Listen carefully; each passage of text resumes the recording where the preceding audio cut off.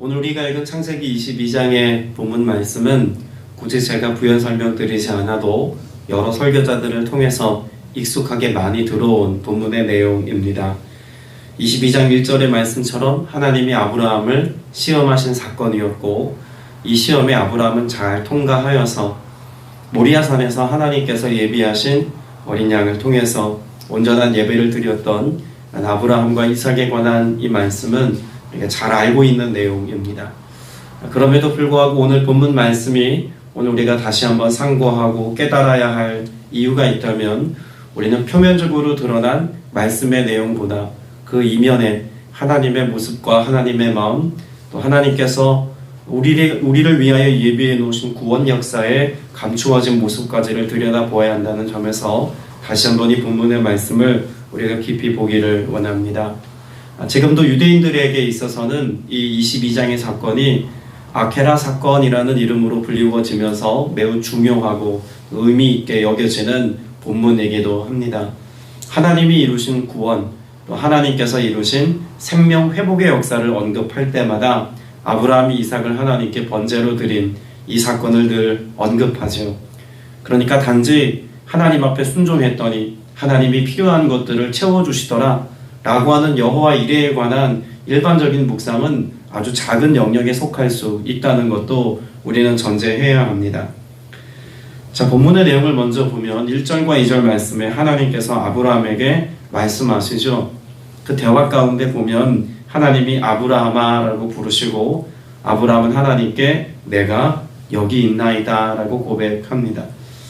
여러분, 이 대화가 너무 자연스럽고 친밀하게 느껴지지 않습니까? 아브라함은 하나님과 교제하고 교통하고 또 하나님의 부르심에 응답하는 삶이 낯설지 않은 삶이었습니다. 저는 이 본문을 대면하면서 우리의 삶에 그런 하나님의 음성이 낯설지 않기를 간절히 소망하는 마음을 갖고 기도하게 되었습니다. 그런데 하나님과의 교제가 그렇게 낯설지 않지만 사실 오늘 본문의 내용 속에서 아브라함은 낯선 하나님을 경험합니다. 한 번도 아브라함에게 요구하지 않으셨던, 무리한 것을 바라지 않으셨던 하나님의 모습이 2절 말씀에 기록되어져 있기 때문에 그렇죠. 내 아들, 내 사랑하는 독자 이삭을 데리고 모리아 땅으로 가서 내가 내게 일러준 한 산, 거기서 그를 번제로 드리라. 하나님이 25년 전에 약속하셨고, 그리고 그 약속하신 이래로 끊임없이 하나님께서 아브라함의 삶에 개입하셔서 얼마나 신실하게 하나님이 일하셨는지를 아브라함은 오랜 생활 동안 보았습니다. 그리고 그 속에서 하나님은 무리하게 요청하시고 요구하시는 하나님이 아니시라 아브라함의 삶에 필요한 모든 것을 채워주셨고, 모든 상황과 형편 가운데 개입하셔서 아브라함의 힘으로 감당할 수 없는 일들을 하나님이 감당케 하시는 은혜를 베푸셨던 하나님이십니다. 자, 그럼에도 불구하고 낯선 하나님으로 지금 하나님이 등장하신 이유는 앞선 1절 말씀에서와 같이 하나님이 의도적으로 그의 마음을 보기 원하셨기에, 그래서 시험삼아 이와 같은 상황을 하나님이 만드셨다라고 볼 수 있는 것이죠. 여러분, 오늘 본문에 보면 3절에 아브라함이 일찍 하나님의 말씀에 반응하고 순종해 나아가는 모습, 여러분 우리가 이 말씀을 의미 있게 보지 않습니까? 아침에 일찍 일어나 하나님의 말씀이 그에게 들려왔을 때 분명 낯선 하나님의 모습이었고 한 번도 들어보지 못했던 하나님의 그런 음성이었지만, 아브라함은 재차 이것을 가지고 하나님께 따져 묻거나 혹은 하나님께 거래하는 모습 보이지 않습니다. 아침에 일찍부터 그가 순종하여 그리하기로 결정하고 나아갑니다. 여러분, 3절의 아브라함의 모습을 보면서 우리는 어떻게 아버지로서 그럴 수 있을까? 아무리 하나님을 경외하는 자라 할지라도 어떻게 이런 삶의 태도를 보일 수 있을까? 이런 생각을 종종 해보곤 합니다. 정말 아브라함의 마음이 아무렇지도 않았을까요? 아들 이삭을 드리는 아버지의 마음, 그 아브라함 아버지의 마음이 본문에 전혀 드러나 있지 않는 걸까요? 4절 말씀을 보면 제3일에 아브라함이 눈을 들어 그것을 멀리 바라본지라 라는 말씀이 있습니다. 평소에는 이 말씀을 별로 의미 있게 읽지 않았습니다. 궁금했던 적도 있지만 특별한 의미가 있을까 싶어서 자주 넘겼던 말씀이기도 합니다.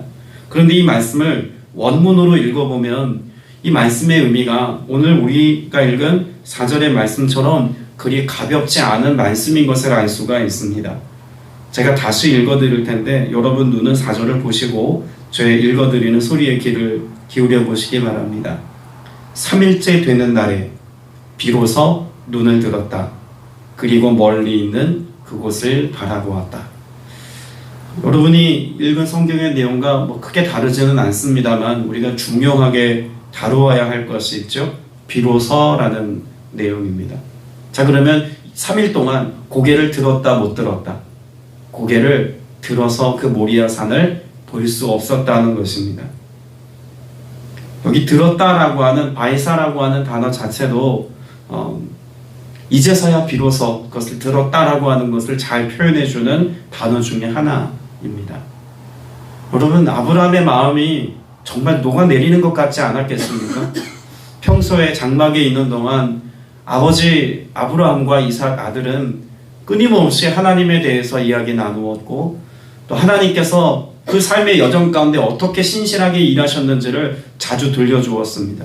대화가 있었고 특별히 하나님에 관한 묵상과 그 이해함이 얼마나 자주 나뉘어졌을까 우리가 본문에 기록되어 있는 내용을 유추해보지 않아도 쉽게 상상해 보일 수 있는 내용입니다. 자, 그런데 적어도 이 본문의 말씀을 묵상하는 동안에 그다지 많은 대화가 오고 가지 않았을 것이라고 생각됩니다. 오랜 침묵이 이어졌을 것이고 아브라함은 내내 고개를 떨구고 모리아 산을 바라보지도 못한 채 길을 걸어야만 했을 겁니다. 자, 그런데 5절 말씀에 보면 이 아브라함이 종들에게 이르되 너희는 나귀와 함께 여기서 기다리라. 내가 아이와 함께 저기 가서 예배하고 우리가 너희에게로 돌아오리라. 여러분, 4절에서 고개를 다시 들 수 있었던 이유가 5절에서 기록되어져 있습니다. 차마 고개조차 들지 못했던 아브라함, 며칠 동안 땅만 쳐다보고 걸었던 아브라함이 이제서야 힘겹게 고개를 들어서 모리아 산을 바라보면서 종들에게 남겨두고 아들과 함께 다시 길을 걸을 수 있었던 이유 무엇 때문이었을까요? 5절에 보면 내가 아이와 함께 저기 가서 예배하고 누가? 우리가 너희에게로 돌아오리라 라고 고백합니다. 여러분, 이것은 단지 종들을 안심시키고 또 혹은 이삭을 안심시키기 위해서 했던 말로 보기 어렵습니다. 저는 믿음의 선포라고 생각합니다. 다시 돌아오리라. 하나님이 이삭을 통해서 하나님의 계보를 써내려가기로 결정하셨고 하나님이 이것을 신실하게 이루시기까지 얼만큼 하나님이 역사하셨는지를 잘 알았던 아브라함으로서는 곰곰이 생각해 보아도 아무리 마음 가운데 생각해 보아도 하나님이 이삭을 죽도록 내버려 두지 않으실 것이라고 확증했던 것입니다. 그리고 비로소 고개를 들고 하나님의 산 모리아를 바라보면서 하나님 앞에서 하나님이 행하실 일들을 내가 기대하겠습니다. 이런 믿음의 선포를 지금 고백하고 있다고 볼 수 있는 것이죠. 앞선 21장 33절에도 보면 아브라함은 브엘세바에서 에셀나무를 심고 거기서 어떤 하나님의 이름을 불렀습니까? 영원하신 하나님, 영존하시는 하나님, 영원한 생명을 주시는 하나님, 죽이기도 하시고 살리기도 하시는 하나님, 태의 문을 닫기도 하시고 열기도 하시는 하나님, 그 생명의 하나님이 여전히 나의 하나님이시고 나와 함께한다는 사실을 아브라함이 무엇한 겁니까? 믿은 것입니다. 그 믿음이 다시 한번 견고해지는 순간이 모리아 산을 향해서 고개를 들었던 순간이고 그 순간에 그는 종들에게 이런 믿음의 고백을 선포하는 것입니다. 여러분, 우리도 삶의 여정 속에서 주님과 함께 동행하고 또 신앙의 길을 걷지만 때로 우리의 믿음이 약해지고 또 현실의 문제 앞에서 분명 하나님이 하신 일이고 또 하나님이 이끌고 계시다는 것을 확증하면서도 마음이 두렵고 떨리고 어렵고 지칠 때가 종종 있지 않습니까? 여러분, 그와 같은 때 우리가 다시 한번 재발견해야 하는 것이 있다면 다름 아닌 믿음입니다. 내가 믿음으로 사는가? 그리고 그 믿음 앞에 주님이 주신 이 믿음의 고백을 가지고 사는 내가 과연 그 믿음의 결단으로 행하며 살고 있는가? 우리의 발걸음과 우리의 시선과 우리 믿음의 태도를 생각해 볼 필요가 있다는 이야기입니다. 자, 그런데 오늘 본문 말씀에 보면 아브라함이 그렇게 하나님 앞에 순종하고 믿음으로 행동하는 것은 이해가 됩니다. 그런데 여전히 납득하기 어려운 장면이 있죠. 이삭입니다. 아브라함과 이삭의 대화를 보면 오랜 시간 동안 아마 충분한 대화도 없이 길을 걸었던 것이 분명합니다. 이제서야 이삭이 입을 떼어서 아버지께 묻지 않습니까? 7절에 보니까 아버지여 하니 그가 이르되 내 아들아 내가 여기 있노라. 이삭이 이르되 불과 나무는 있거니와 번제할 어린 양은 어디 있나이까. 벌써 길을 걸은 지 며칠 되었는데 이제서야 이삭도 입을 떼어서 아브라함에게 묻습니다. 번제할 제물은 어디 있습니까? 8절에 분명 번제할 어린 양은 하나님이 자기를 위해 친히 준비하신다 라고 하는 사실을 말씀하고 있습니다. 여러분, 대부분의 학자들은 본문의 말씀과 같이 그렇게 하나님이 예비하신 것을 의미하고, 또 그래서 실제로 예비되어져 있는 어린 양이 발견되어져서 번제로 드린 사건을 이야기합니다. 그런데 한편에서는 이런 이야기도 합니다. 물론 일부 이야기입니다만 사실 이것도 의미가 있지 않을까 싶어서 여러분과 나눕니다. 이 말씀을 번역하는 과정 가운데 히브리어를 번역하면 이런 뉘앙스로도 읽을 수 있다는 것입니다. 내 아들, 그리고 번제를 위하여 드려질 어린 양, 동격으로 보는 것입니다. 그래서 하나님이 번제를 위한 어린 양으로 내 아들을 준비하실 것이다 라는 의미로도 봅니다. 전통적인 해석은 아닙니다만 의미 있게 볼 수 있다는 이야기입니다. 어떤 점에서 그럴까요? 여러분, 이미 하나님께서 아브라함에게 말씀하신 이 내용이 아들에게 들려졌을 가능성도 있습니다. 왜냐하면 결박당하는 이삭의 모습을 한번 생각해 보십시오. 9절에 보니까 그의 아들 이삭을 결박하여 제단 위에 놓았다고 말합니다. 여러분, 이삭이 순순히 지금 결박당할 수 있는 상황이었을까요?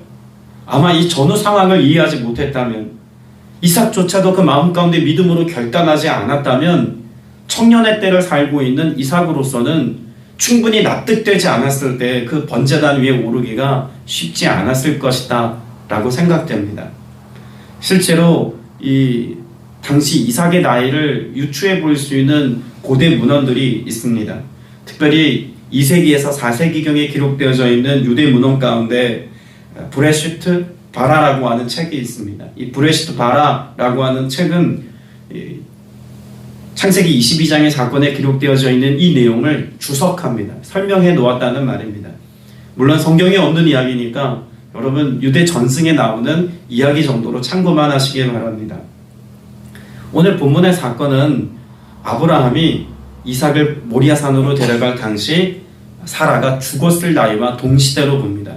자, 그러면 사라가 죽었을 때의 나이를 성경에서는 밝히고 있을까요? 네, 그렇습니다. 23장 1절에 보면 사라가 127세를 살았으니 이것이 곧 사라가 누린 햇수라 라고 말합니다. 그러면 사라는 127세를 살았죠? 그럼 적어도 사라가 죽었을 때 당시 우리는 이삭의 나이를 생각해 볼 수 있습니다. 이삭은 몇 살이죠? 90세에 나왔으니까 사라가 죽었을 때의 나이가 37세입니다. 그러니까 이삭이 37세 되던 해에 어머니가 죽은 것이죠. 그러면 같은 때로 본다면 베레시트 바라라고 하는 책에 기록되어져 있는 것처럼 실제로 사라가 죽었을 때의 사건을 22장에서 기록해 놓은 거라면 적어도 이삭의 나이는 37이라는 겁니다. 그럼 적어도 그는 충분히 자신의 결박을 풀어 헤칠 수 있는 나이 아니겠습니까? 연소한 나이가 아닙니다. 아브라함이 180세 가까이 살았던 것을 생각해 보면 적어도 37세의 이삭의 나이는 20대 청년의 때라고도 유추해 볼 수 있는 것입니다.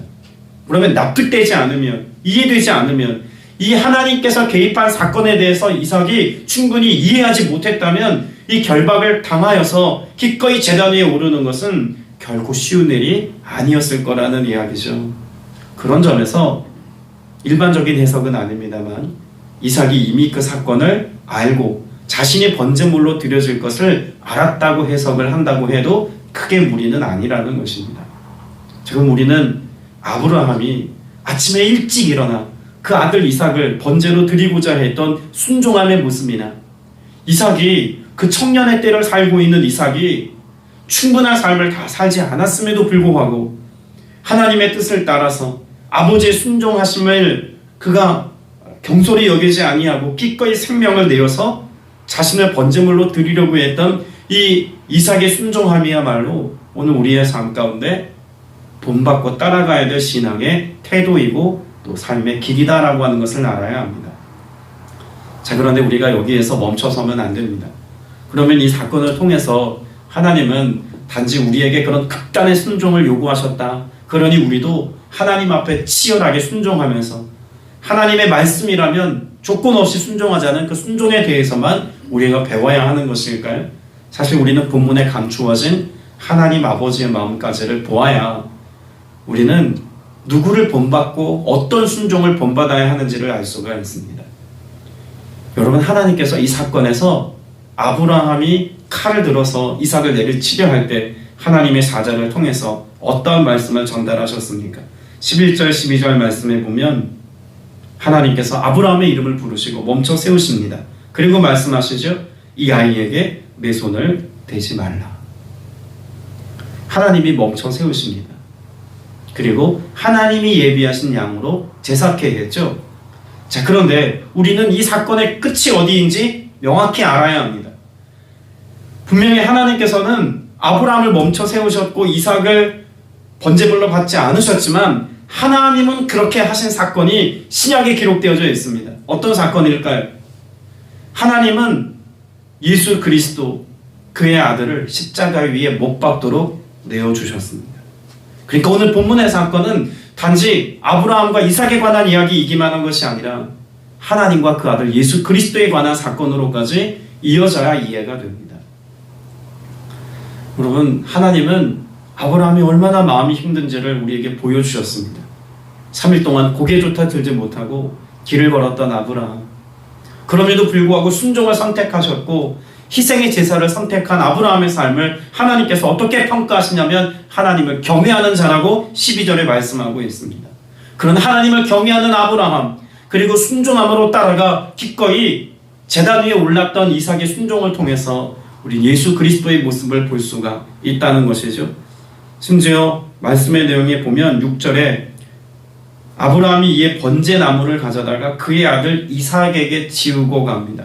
나무를 지고 가고 있는 모습은 예수님이 십자가를 지고 가고 계신 모습과도 오버랩됩니다. 여러분, 하나님은 아브라함을 멈춰 세우셨지만 하나님 자신에게는 브레이크가 없으셨습니다. 하나님은 멈추지 않으셨어요. 겟세마네 동산에서 이 잔을 내게서 거두실 수만 있다면 하나님 이 잔을 내게서 거두어 주옵소서 기도하셨던 예수님의 기도에도 하나님은 묵묵부답이셨습니다. 하나님은 브레이크 없이 구원 역사를 이루시도록 그 아픈 마음을 가지고 우리에게 구원의 역사를 신실하게 이루어 가셨다는 것이죠.